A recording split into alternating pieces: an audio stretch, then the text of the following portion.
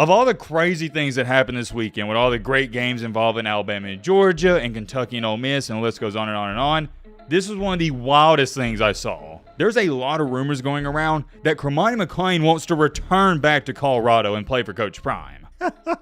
Somebody says it's like an ex-girlfriend lingering.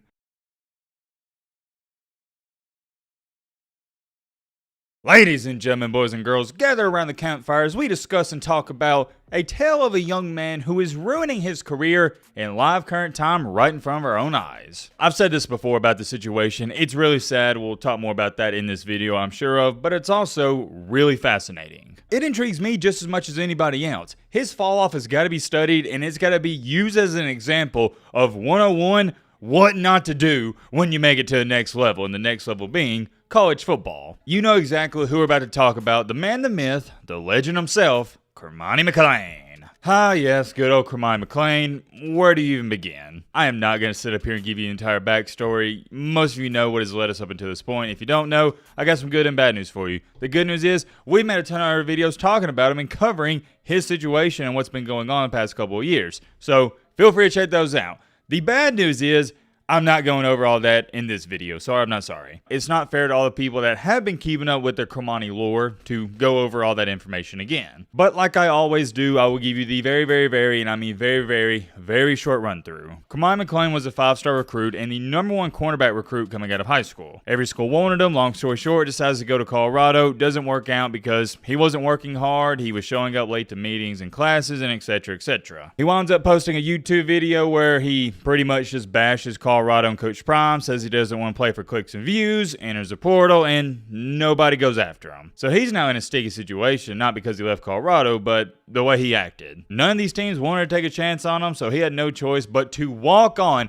Let me repeat that. Walk on at Florida. Granted, yeah, he's a preferred walk on, but still, that is crazy going from the #1 cornerback recruit to a walk on in less than 1 year. Walks on at Florida. Some people were trying to argue and say, well, this may be good for him. It's going to be a fresh start. Well, just like Lee Corso says, nah, so fast, my friend. As soon as he gets to Florida, he's already getting in trouble because, oh, guess what? He's showing up late to meetings, workouts, and etc. The list goes on and on and on. Florida winds up disciplining him, and I will give him some credit. He did clean up his act a little bit from what I've heard. But it's one of those things where it's all too little, all too late. He got in the coach's doghouse, and things haven't been going too good at Florida. How bad has it been, you may ask? Great question, my friend. I have an even better answer, and we talked about this in the last update. And it's crazy when I think about it, because I remember stating in the last update about Cormani, we more than likely won't talk about him again until the offseason, but here we are. This man can't stay out of the news. And like my grandfather told me, Matthew, sometimes no news is good news. I'll come back to that in just a second. Remember that because it comes back into play. Anyways, like I was saying, the newest new updates before this one is at Florida.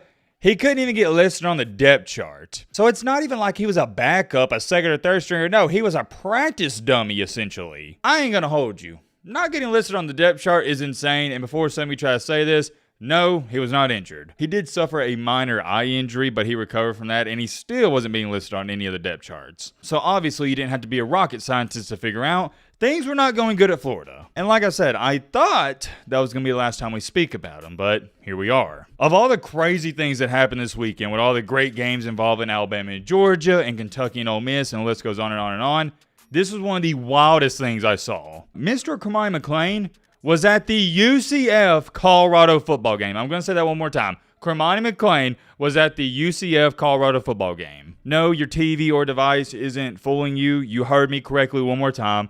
Cormani McClain was at the Colorado football game. You want to know why I know this? It's not because I have some unreal and great source. It's not because someone saw him there and told me.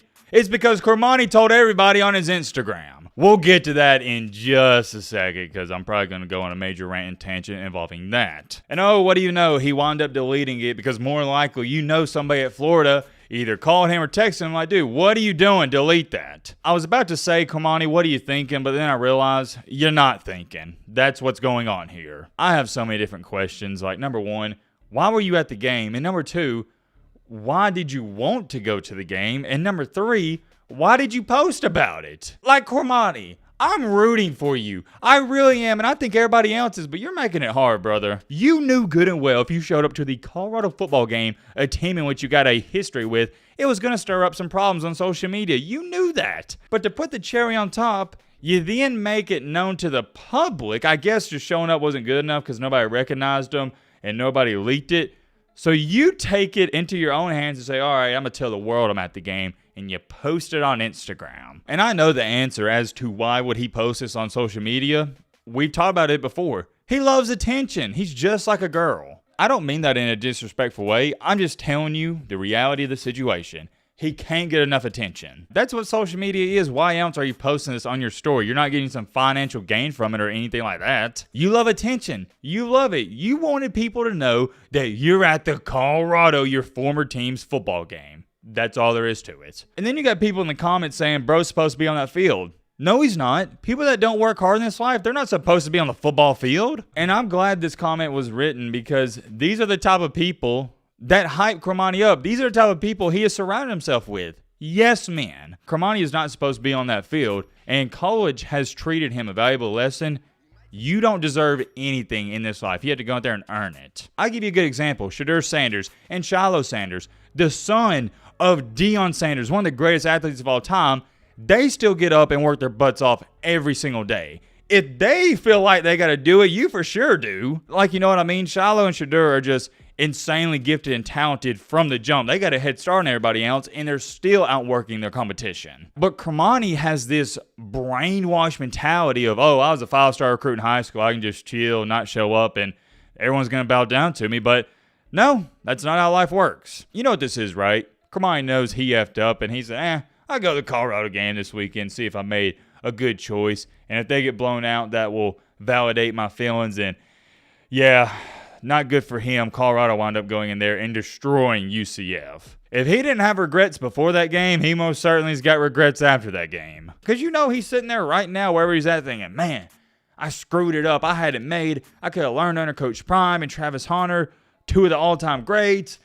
And here I am. I'm not even on the depth chart at Florida. And I tried telling him this. You guys watched all the videos we made on him when he left Colorado. I stated word for word, if Coach Prime can't fix Cormani McClain, nobody can. People don't understand. Coach Prime wanted badly to fix him, and he couldn't. Most coaches, I'd say 95% of them, are not going to go out of their way to check on you and make sure you behave. That's something you got to do, but Coach Prime was doing that. Then Cormani proceeded to throw him under the bus. That decision-making still baffles me, but hey, it is what it is. He is transferred to Florida, and he is starting to realize, classic case and example, perfect use of this phrase, saying whatever you want to call it, the grass isn't always greener on the other side. And here's where things get bizarre. There's a lot of rumors going around that Cormani McClain wants to return back to Colorado and play for Coach Prime. There's only one way that happens, and Cormani has to man up and grow up. Can he do this? I don't know. It's a big if. But he has to man up, grow up, call Coach Prime and say, Coach, I'm sorry I messed up, and they have their own conversation, but he has to apologize. And maybe, this is just a maybe, Coach Prime gives him one more shot or one more chance. But I tell you this much, man, I would not blame Coach Prime if he said, nah, you already badmouthed me, so I'm not taking you back. Wouldn't blame him. When I talk about these situations, I try to put myself in everybody's shoes. If I was in Coach Prime's shoes and he did apologize and said everything I wanted to hear, would I take him back? I don't know. It's tough. You already bashed me once, and I've always believed in when people show you their true colors, you better believe them. But at the same time, you have to understand who we're dealing with. It's Cormani. He's had a lack of guidance all throughout his life. Did he mean what he said about Coach Prime in Colorado?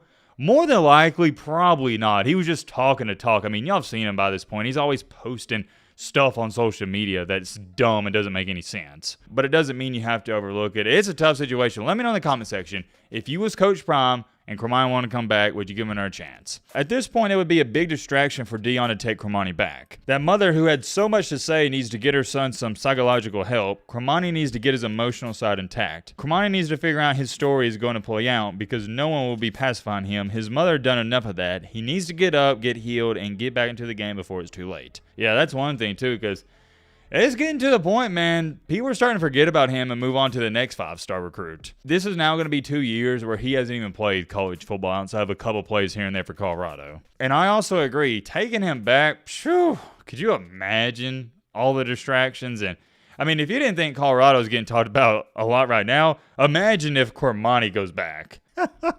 Somebody says it's like an ex-girlfriend lingering. Kiddo moves like a weirdo, real talk. I wouldn't want him around my program. Why be at another team's game when you could be learning your playbook and improving your craft in order to get some playing time? He doesn't take football seriously, and I agree 100%. That's not brand new knowledge. Everybody knows he doesn't take football seriously. I love this comment because it's what we said word for word in multiple different videos. I said it when reacting to his video he made on Colorado and Coach Prime.